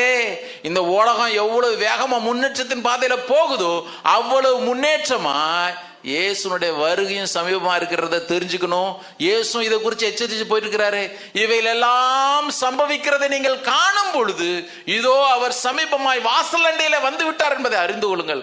அவ்வளவு தெல்ல தெளிவா எச்சரிச்சுட்டு போன வார்த்தைகள் நம்முடைய காதுகளில் விழுந்தும் கூட இன்னும் எத்தனை பேர் எவ்வளவு நாளைக்கு நிர்விசாரமா இருக்க போடுவோம். ரெண்டாவது, இவன் தன்னுடைய செயல்களாலே தேவனை தூஷித்தான். ஒண்ணு, ராஜாவை கடமை தவறிட்டான். ரெண்டாவது, தன்னுடைய செய்கையினாலே தேவனை தூஷித்தான். செயல்கள் வாசிக்க நேரம் இல்லை. நீங்க 2 பேதுரு 2வது அதிகாரத்தை அப்புறம் வீட்டில் போய் வாசிக்கங்க. 2 பேதுரு 2வது அதிகாரம் 3வது, ஆவிக்குரிய குருட்டாட்டம். அவனுக்கு ஆவிக்குரிய குருட்டாட்டம். சரி, அதனால ஆரம்பத்தில் சொன்ன தேவன் கிருபை கொடுக்க வல்லவராய் இருந்த பொழுதும் கூட அசட்டை பண்ணிடாதீங்க. 2வது குறிப்பு, முதல்ல நான் சொன்னேன், நாம் வாழக்கூடிய நாட்கள் எப்படிப்பட்ட நாட்கள் என்பதை புரிந்து கொள்வது அவசியம். 2வது, இந்த கிறிஸ்தவ வாழ்க்கையில தேவனுக்கு முன்பாக ஒவ்வொரு நாளும் நம்மை தாழ்த்துவது அவசியம். வாசிக்கலாமா? தானியேல் 5வது அதிகாரம். டைம் இருக்குது, ஒருத்தர் டைம் பார்க்காதீங்க. 5வது அதிகாரம் எல்லாரும் எடுங்க. 5, 6 வசனங்களை நான் வாசிக்கிறேன். இப்போ நான் ஏற்கனவே சொன்னது போல எல்லா பொற்பாத்திரங்களையும் தேவனுடைய ஆலயத்திலிருந்து கொண்டு வர பொற்பாத்திரங்கள்ல மதுபானத்தை நிரப்பிச்சு அவனும் அவனுடைய மனைவிகளும் அவனுடைய வைப்பாட்டிகளும் குடிச்சிட்டு இருக்கிறாங்க. மாத்திரமல்ல, ஆவிக்குரிய குருட்டாட்டம் நான் சொன்ன பாருங்க, அவர்கள் பொன்னும் வெள்ளியும் வெண்கலமும் இரும்பும் மரமும் ஆகிய தேவர்கள் அப்படி புகழ்ந்து தள்ளுறாங்க. ஏன் அப்படின்னு கேட்டீங்கன்னா, அன்னைக்கு பாகாலுக்குன்னு இருந்த தொங்கு தோட்டம் அங்கதான் உள்ளே இருந்துச்சு. உலக அதிசயங்கள் ஒன்னாக கருதப்பட்டுச்சு. அவ்வளவு பெரிய ஹாலு. இங்க பாத்தீங்கன்னா 2 பக்கம் பெரிய பெரிய தூண், அதற்கு நடுவில் பெரிய சங்கிலியினால தொங்க விடப்பட்ட தொட்டிகள், அதுல பூக்களும் மலர்களும் அந்த இடத்தையே நிரப்புது. அங்க பாகாலுக்குன்னு தான் அந்த தொங்கு தோட்டமே அமைக்கப்பட்டதா சொல்றாங்க. அந்த பாகால் அங்க இருந்ததுனால இவங்களுக்கு தாங்க முடியல. எல்லாத்தையும் வச்சு இவ்வளவு ஆசீர்வாதங்களை கொடுத்த பாகாலே நீ வாழ்கன்னு சொல்லிட்டு ரொம்ப ரொம்ப ரொம்ப பெருசா பேசி இருந்திருப்பாங்கன்னு நினைக்கிறேன். தேவனை தூஷிக்கிற ஒரு நிலைமை. இப்ப யோசிச்சு பாருங்க, பேசிட்டே இருக்கும் பொழுது வாசிங்க 5, 6 யோசனை. அந்நேரத்தில் மனுஷ கை விரல்கள் தோன்றி ராஜ அரண்மனையின் சாந்து பூசப்பட்ட சுவரிலே எழுதிச்சு. எழுதின அந்த கையிருப்பை ராஜா கண்டான். போட்ட போதையெல்லாம் தெளிந்து விட்டது. ஒரு நிமிஷத்துல இறங்கிச்சு எல்லாம். வசனம் சொல்லுது, முகம் வேறுபட்டது, அவனுடைய நினைவுகள் அவனை கலங்க பண்ணினது, அவனுடைய இடுப்பின் கட்டுகள் தளர்ந்தது, அவனுடைய முழங்கால்கள் ஒன்றோடு ஒன்று. ஒரு விரலை பார்த்த உடனே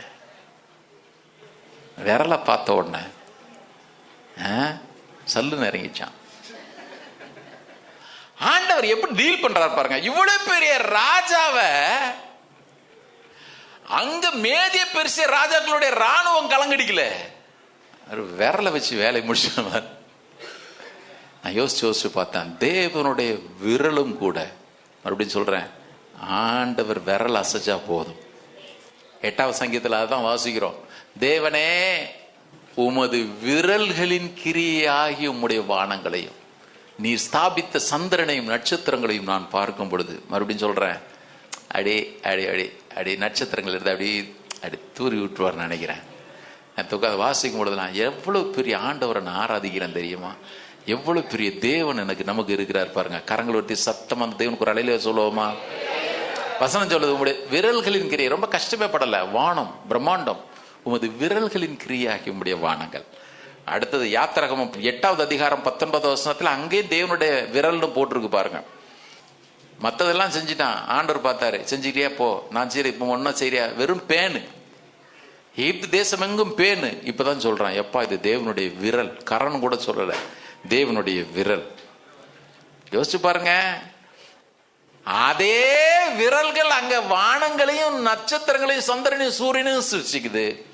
அதே விரல் ஒருத்தனுக்கு நியாய தீர்ப்பையும் கொண்டு வருது. அதே விரல் கற்பலைகளில் நீங்களும் நானும் நலமா நடக்கும்படி எழுதி கொடுக்குது. யாத்திராகமம் 31:18. அதே விரல் லூக்கா 11:20 நான் தேவனுடைய விரல்னாலே பிசாசுகளை துரத்துகிறபடி நான் இயேசு சொல்றேன். தேவனுடைய விரல், அதே விரல் பாருங்க ஒருத்தனுக்கு பாவ உணர்வையும் தோண்டுது. மன்னிக்கிறேன், பாவ உணர்வு, அந்த குற்ற உணர்ச்சி, நீ தப்பு பண்றடா, நீயும் சரியில்லடா. யோவான் 8வது அதிகாரம் இயேசு விரல்னால எழுதினார். எதற்கு நான் இதெல்லாம் சொல்றேன்? ஒரே விரல் தான், நம்ம மேல அது நன்மைக்கு ஏதுவா இருக்கணும் பாருங்க. ஆமென், நன்மைக்கு ஏதுவா இருக்கணும். இப்ப இருந்த பிரச்சனை என்ன தெரியுமா? நேரா வருது, எழுதிட்டு மெனே மெனே தெக்கேல் உபார்சின். இந்த உப்பார்சின்ற வார்த்தையை பின்னால பெரேஸ்ன்னு போட்டிருக்கு. நிறைய பேருக்கு அது டவுட்டு. ஒன்றும் இல்லை, இந்த பெரேஸ்ன்றது சிங்குலரு, உப்பார்சின்றது ப்ளூரல். துண்டு துண்டாவும் அப்படின்னு, உப்பார்சின்றது ப்ளூரல், துண்டு துண்டாயிரும். தானியல் சொல்லும் பொழுது இங்க பார்த்தா துண்டாயிரும். அதுதான் அந்த வார்த்தை யூஸ் பண்றான். கரெக்டா? இது பெரிய குழப்பம் இல்லை. இப்ப மெனே மெனே தெக்கேல் உப்பார்சின், இவன் கேட்கறதுதான் கேட்கறான். யார்கிட்ட கேட்டிருக்கணும்? நல்ல ஆவிக்குரியவர் இருந்தா அவன்கிட்ட கேட்டிருப்பான். கத்துறான், யார் யாரெல்லாம் மந்திரவாதிங்க உண்டு, குறி சொல்லுதல் உண்டு. தேவன் ஒரு காரியத்தை நம்முடைய வாழ்க்கையில் அனுமதிக்கும் பொழுது, சமீபத்தில் ஒரு பேசிட்டு இருக்கும் பொழுது ஒருத்தர் சொன்னார், குடிப்பழக்கத்திலிருந்து விடுதலை பெறதுக்கு என்ன பண்றது? ஒரு சொல்ற, அங்க போய் ஒரு பாய் கிட்ட தாயத்து கட்டினாரு ஒருத்தர். அதே மாதிரி நான் இப்போ தாயத்து கட்டலான்னு பாக்குறேன். குடின்றது ஆவிக்குரிய கட்டு, அது விடுவிக்கிறதுக்கு இயேசுநாதரால தான் முடியும். குமாரன் உங்களை விடுதலை ஆக்கினா தான் மெய்யாகவே நீங்க விடுதலையாக முடியும். அங்க பாய் கிட்ட போய் என்னத்தை கட்டுறது? சில பேர் இன்னும் இடுப்புலலாம் கழுத்துலலாம் அப்படி யாருக்கும் தெரியாம தாயத்துக்கு இருக்குன்னு நினைக்கிறேன். விசுவாசிங்களுக்கு நான் விசுவாசிக்கிறேன், சபைக்குள்ள யாருக்கும் இருக்காது. ஆனா சில பேருக்கு பெல்சசார் மாதிரி தான் பிரச்சனை இங்க இருக்குது. ஆனா தேடினதெல்லாம் கழுதையருடைய குறி சொல்றவங்க, ஜோசியம் சொல்றவங்க எல்லாரும் வாங்க. கர்த்தருக்கு ஸ்தோத்திரம். இப்போதான் அவங்க அம்மா உள்ள வர்றா. நீங்க அவன் ராஜஸ்திரின்னு சொன்ன உடனே அவன் மனைவி நினைக்காருங்க, அதுவும் தான் கூட சேர்ந்து தண்ணி அடிச்சிட்டு இருக்குது. அவங்க அம்மா மாத்திரம் பையன் நிலைமையை பார்த்து ரொம்ப வருத்தப்பட்டிருப்பான்னு நினைக்கிறேன். அவன் நேர உள்ள வர்றா. அவ எவ்வளவு தெளிவா பேசுறா பாருங்க. தானியேல்னு பேரை சொல்றா, அவனுடைய நல்ல வாழ்க்கை குறிச்சு சொல்றா. நல்ல அம்மா பேச்சை கேட்டதும் அந்த பிள்ளை கொஞ்சமே உருப்பிட்டு இருக்கும். கரெக்டு தானே? அம்மாவும் பார்த்துக்கிட்டே இருந்தா. எவ்வளவு நாள் பெருமிச்சு விட்டுட்டு இருந்தான்னு தெரியல.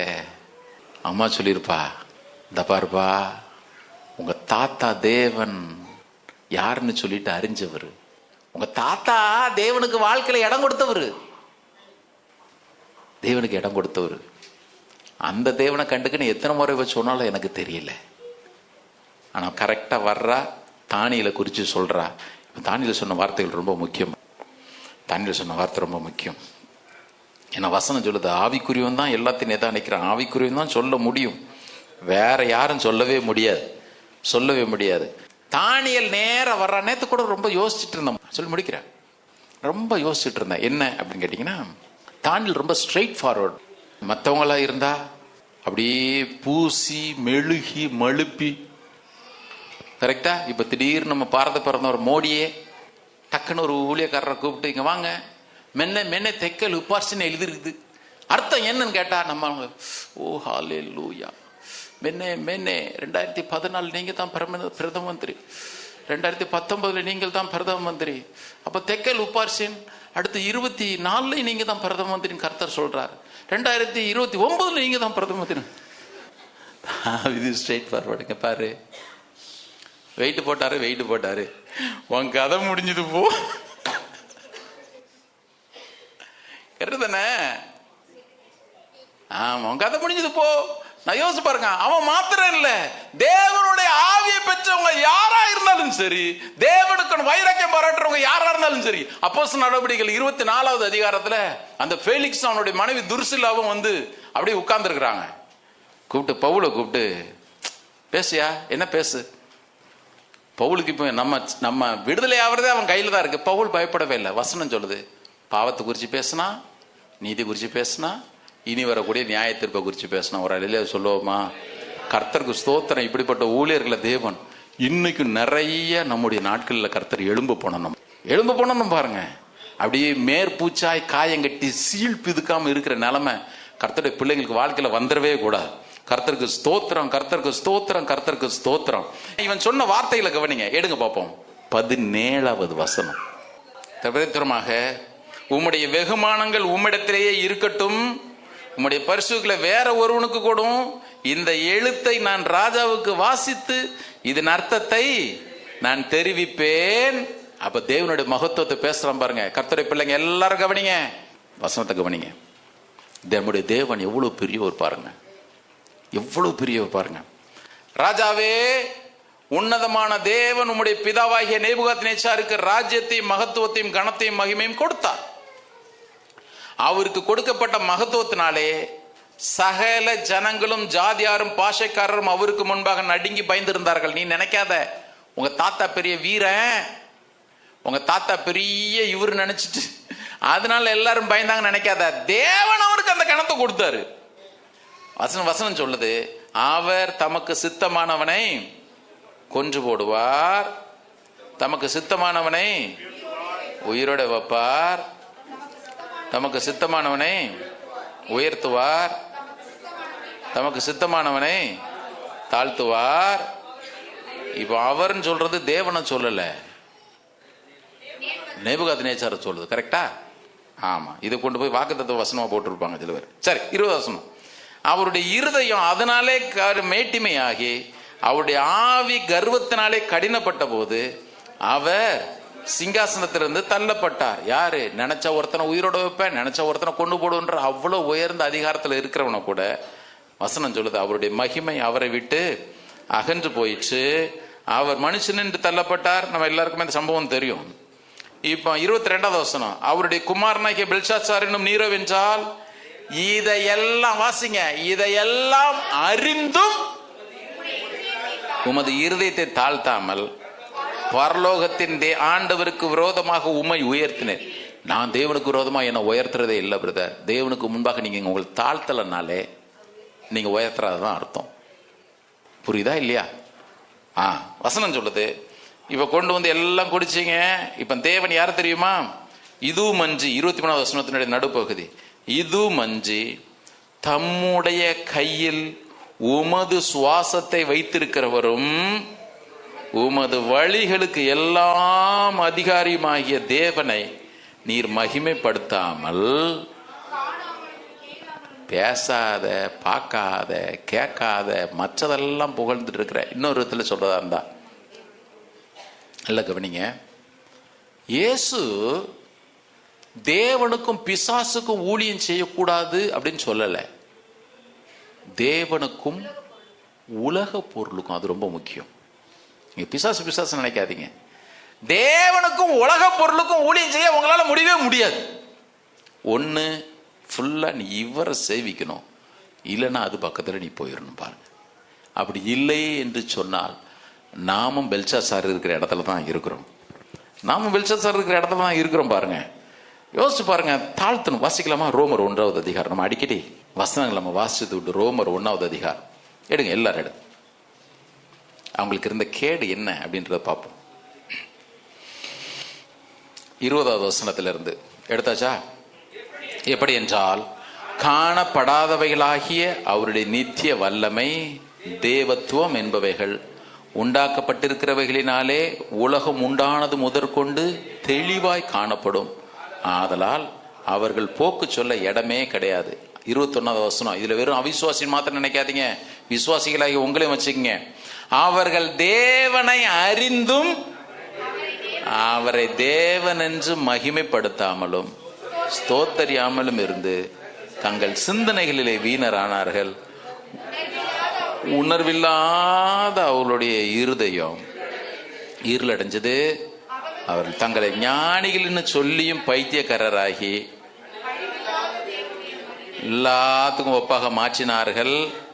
இது நிமித்தம் கவனிங்க, தேவனை அறிஞ்சும் அவருக்குள்ள மகிமை கொடுக்கலன்னா இது நிமித்தம் அவர்களை இச்சை ரோகங்களுக்கு தேவன் ஒப்பு கொடுத்தார். நான் சொல்றது உண்டுல்ல, மனுஷனோ பிசாசோ ஒப்பு கொடுத்தா ஆண்டோட்ட போய் பிரயாச்சத்தை தேடலாம்.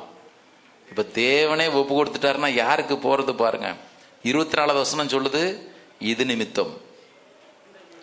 26வது வசனம் சொல்லுது இது நிமித்தம். 28வது வசனம் சொல்லுது இது நிமித்தம் கர்த்தர் அவர்களை கேடான சிந்தைக்கு ஒப்பு கொடுத்தார். அங்க அசுத்தத்திற்கு ஒப்பு கொடுத்தார், அடுத்தது இழிவான இச்சை ரோகங்களுக்கு ஒப்பு கொடுத்தார். 28வது வசனம் பாருங்க, தேவனை அறியும் அறிவை பற்றி கொண்டிருக்க அவர்களுக்கு மனதில்லாது இருந்தபடியால்.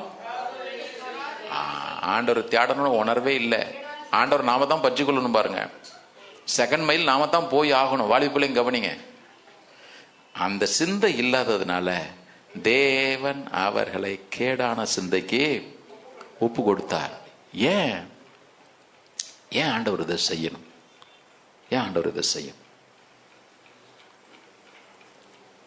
அன்னைக்கு ஏன் பெல்ஷாத்சார்ட்ட இந்த காரியத்தை கர்த்தர் இப்படி எதிர்பார்த்தார் அப்படின்னா, நான் விசுவாசிக்கிறேன், வெறுமனை விசுவாசிகளுக்கு மாத்திரம் அல்ல, எல்லா மனிதர்கள்ட்டையும் ஆண்டவர் இதை எதிர்பார்க்கிறார் பாருங்க. அன்றைக்கு ராத்திரியில யோசிச்சு பாருங்க, அவ்வளவு நேரம் கொண்டாட்டம், என்னை சுற்றிலும் இவ்வளவு பாதுகாப்பு இருக்குது. ஆனா வசனம் சொல்லுது, மேனே மேனே தெக்கேல் இப்பார்சென், எண்ணப்பட்டது உன் நாட்களும் முடிஞ்சுது, நாடு துண்டாடப்பட்டது சொன்ன. அதுக்கு பின்னால் தீர்க்க தரிசனம்லாம் இருக்குது, அதுக்குள்ள இப்ப போக வேண்டாம், இன்னொரு நாள் நம்ம பார்ப்போம். இத சொன்ன அன்றைக்கு ராத்திரியிலே மேதிய பெர்சிய ராஜாக்கள் நடந்தது என்ன தெரியுமா? வரலாற்று ஆசிரியர்கள் சொல்றது ரொம்ப ஆச்சரியமா இருக்கும். கவனிங்க, இந்த கோட்டைச்சோறுக்குள்ள யாரும் போகவே முடியல. 4 மாசமா வெளியே அப்படி முற்றுகை போட்டே இருந்தாங்க. இந்த மேதிய பெர்சிய ராஜாக்கள்கிட்ட பல ஆயிரம் அடிமைகளை உள்ள கூட்டிட்டு வந்திருந்தாங்க சுவரை சுற்றிலும். அவங்க என்ன பண்ணதுன்னா, பக்கத்துல அந்த யூப்ரட்டிஸ் நதி, அந்த யூப்ரட்டிஸ் நதியிலிருந்து வரக்கூடிய தண்ணிய டேம் மாதிரி அமைச்சு சுவரை சுற்றிலும் போறதுக்கு வெகு சீக்கிரமா நதிகளை வெட்டி அங்க போன மதக உடைச்சு சுவருக்கு பக்கத்துல தண்ணீரை திருப்பி விட்டாங்க. அந்த தண்ணீர் அரிப்புனால போன வேகத்துல மணல் எல்லாம் போய் ஒரு பெரிய நீளத்திற்கு, ஏன்னா அந்த மதிலுக்கு பக்கத்திலேயே காய்ந்து போன ஒரு பெரிய நதி, எப்படி சொல்றது, குளம் மாதிரி இருந்துச்சு. அதற்குள்ள போற தண்ணி மொத்த மணல் பரப்பை அரிச்சிட்டு போனதுனால சோருக்கு கீழே காலியா இருந்த அந்த வெற்றிடத்தின் வழியா ஒரே நாள் ராத்திரியில மேதிய பெருச ராஜாக்கள், ஏன்னா மேல இருந்தவன் எல்லாம் எங்களுக்கு ரொம்ப பாதுகாப்பு இருக்குங்க, நாங்க போய் ராஜாவோட சேர்ந்து இருக்கிறதெல்லாம் அனுபவிக்க போனோம், உள்ள போனான். ஒரே நாள் ராத்திரியில அவ்வளவு பெரிய பாதுகாப்புக்கு ஒரு முடிவு வந்துச்சு. நல்லா கவனிங்க, இந்த உலகத்துல தேவனுடைய திட்டத்தை தடை செய்யற அளவிற்கு இராணுவமும் இல்லை, பாதுகாப்பும் இல்லை, மனுஷனுடைய திட்டமும் இல்லை, அதிகாரமும் இல்லை. என்றென்றைக்கு நிலைக்கிறது தேவனுடைய சித்தம். அதனால வசனம் சொல்லுது, இந்த உலகமும் அதில் உள்ளவைகள் எல்லாம் ஒழிந்து போகும், தேவனுடைய சித்தத்தின்படி செய்கிறவன் எவனோ அவனே நிலைத்திருப்பான். ஒரு இடையில சொல்லுவோமா, அவன் தாங்க நிலைச்சு நிற்க முடியும். இதை குறிச்சு அதை குறிச்சு எல்லாம் இல்லை. இப்ப என்ன செய்யறது? ஆண்டவர் கையில தராசு இருக்குது. நமக்கு எல்லாருக்குமே தெரியும், அந்த காலத்து தராசு அதுதான். ஒரு பக்கம் எடக்கல் இருக்கும், ஒரு பக்கத்துல பொருளை வைப்பாங்க. ஆண்டவர் எதிர்பார்க்கிற இடம் ஒரு தட்டுல இருக்கு, இன்னொரு தட்டு அப்படி எல்லாரும் லைஃப்ல அப்படி தூக்கிட்டு இருக்குது. ஒன்னே ஒண்ணுதான் இப்போ தேவனுடைய எதிர்பார்ப்புக்கு நம்முடைய வாழ்க்கை கொண்டு வர முடியும். இயேசுன்னு ஒருத்தர் உள்ள ஏறிட்டாருன்னா போதும், நம்முடைய நீதி அல்ல, அவருடைய நீதினாலே. ஆமென். நம்முடைய கிரியைகளினாலே, என் நற்கிரியினால எனக்கு ரட்சிப்பு கிடைக்கணும் யாருன்னு சொல்ல முடியாது. அவருடைய விலையேற பெற்ற ரத்தத்தினாலே. பொண்ணையும் வெள்ளியும் கொண்டு அதில் வச்சாலும் கூட தட்டங்க தான் நிற்கும். வேதம் சொல்கிற அவருடைய விலையேற பெற்ற ரத்தத்தினாலே மீட்கப்பட்டீர்கள். பிரதர், இந்த அனுபவம் இல்லாமல் ஒருத்தர் கூட இந்த சபைக்குள்ள இருக்கவே கூடாது. மறுபடியும் சொல்றேன், ஆண்டவர் உங்களை என்னையும் தராசல் நிறுத்தி உங்கள்கிட்ட பெரிய குறை இருக்குன்னு சொல்லக்கூடிய அளவிற்கு நம்முடைய வாழ்க்கை இருக்கவே கூடாது. இருக்குது, நான் இல்லைன்னு சொல்ல மாட்டேன். அதுவே கடைசி வரைக்கும் போயிடக்கூடாது. பாருங்க, இன்றைக்கு நம்ம எல்லாரும் மனம் திரும்பணும். ஏன் தெரியுமா? தூற்று கூட அவர் கையில் இருக்குது. அவர் கோதுமை, அவர் களம். அவர் கண்டிப்பா வந்து போர் அடிக்கத்தான் செய்வார். கண்டிப்பா அவர் தூற்று கூட என்னால் தூற்றத்தான் செய்வார். எல்லாரும் எழுந்து நிற்போம். புது வருஷத்துக்குள்ள நம்ம போக போறோம். புதிய ஆண்டுக்குள்ளாக நம்ம போக போறோம். இன்றைக்கு தீர்மானம் எடுத்துடணும். இன்றைக்கு புதிய வருஷத்துக்குள்ள போறதுனால இந்த சுத்திகரிப்பு அல்ல.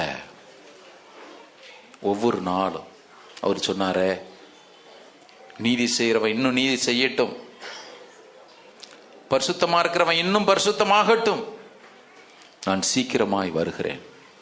வார்த்தை உங்க காதுகளில் தொனிக்கட்டும். சீக்கிரமாய் வருகிறேன், இதோ சீக்கிரமாய் வருகிறேன், இதோ சீக்கிரமாய் வருகிறேன். அவன் அவனுடைய கிரிகளின்படி நான் அளிக்கிற பலன் என்னோடு கூட வருகிறது. அவன் அவனோடு கூட. இப்ப என்ன செய்யலாம்?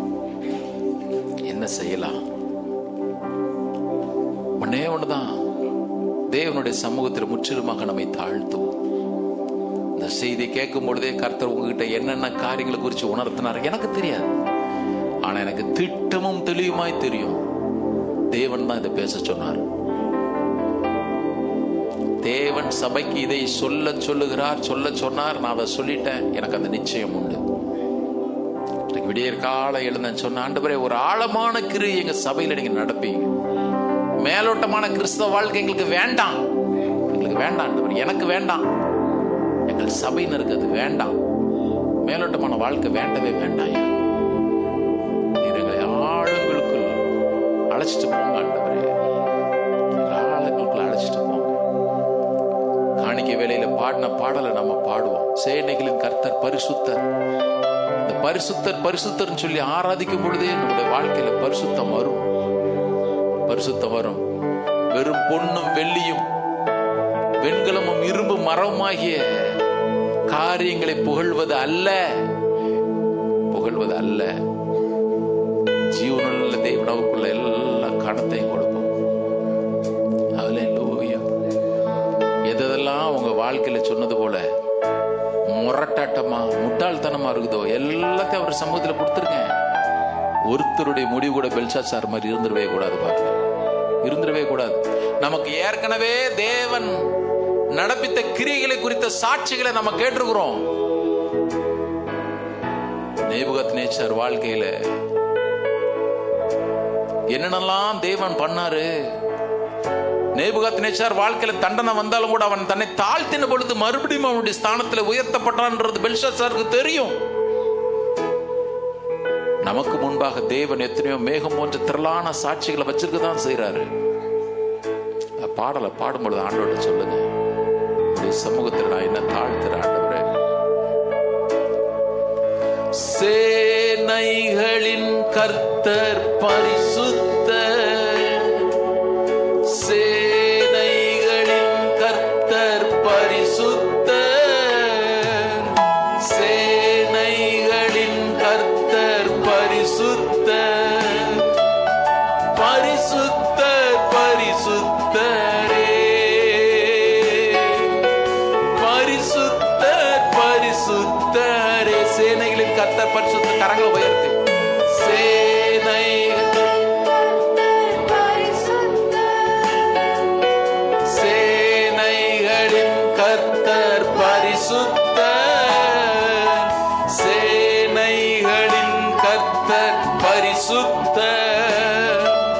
பரிசுத்தர் பரிசுத்தரே, பரிசுத்தர் பரிசுத்தரே.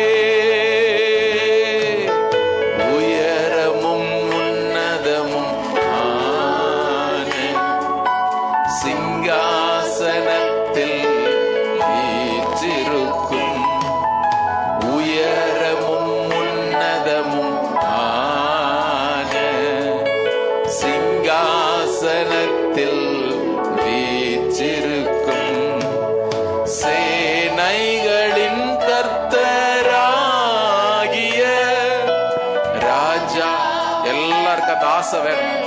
என் கண்கள் காணட்டும் அந்த ராஜாவை பாருங்க. சேனைகளின் கர்த்தராகிய ராஜாவை என் கண்கள் காணட்டும். சேனைகளின் கர்த்தர். எல்லா கரங்களை உயர்த்தி சேனைகளின் கர்த்தர் பரிசுத்தர். சேனைகளின் கர்த்தர் பரிசுத்தர். பரிசுத்தர் பரிசுத்தரே.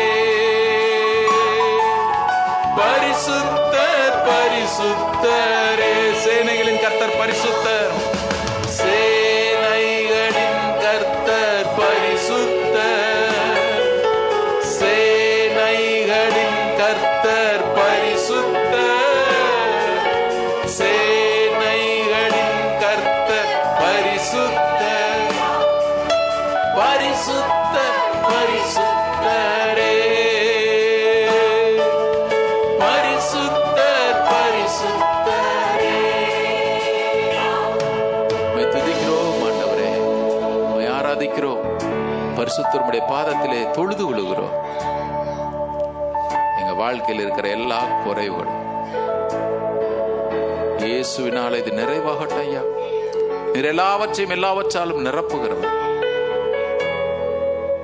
நிரப்புங்க. எங்க வாழ்க்கையில ஒவ்வொரு பகுதியிலும் நீங்க வாங்க ஆண்டவரே. எங்க சபையானது உமக்கு முன்பாக உத்தம மனவாட்டியாய் நிற்க கர்த்தர் உதவி செய்யும். உமக்கு நன்றி ஆண்டவரே, உமக்கு நன்றி, உமக்கு நன்றி. நீர் எங்களை ஆண்டவரே இயேசு கிறிஸ்துவின் மூலமாக ரட்சிப்படைவதற்கு நியமித்திருக்கிறீர். அதற்காய் நன்றி. அந்த உணர்வோடு நாங்கள் அந்த பூமியில வாழ உதவி செய். ஆவி ஆத்மா சரீரம் உம்முடைய வருகையிலே குற்றமற்றதா இருக்கும்படி காக்கப்படுவதா. வந்திருக்கிற ஒவ்வொருடைய ஆவி ஆத்மா சரீரத்தினுடைய கரங்களிலே ஒப்பு கொடுக்கிறோம். இந்த வாரம் முழுவதும் கர்த்தருடைய கரம் கூட இருந்து நடத்தட்டும். ஒவ்வொருடைய வாழ்க்கையில் இருக்கிற எல்லா குறைவிலும் கர்த்தர் நிறைவாக்குங்க. பலவீனத்தின் கட்டுகள் எல்லாம் உடைக்கப்படட்டும் ஐயா.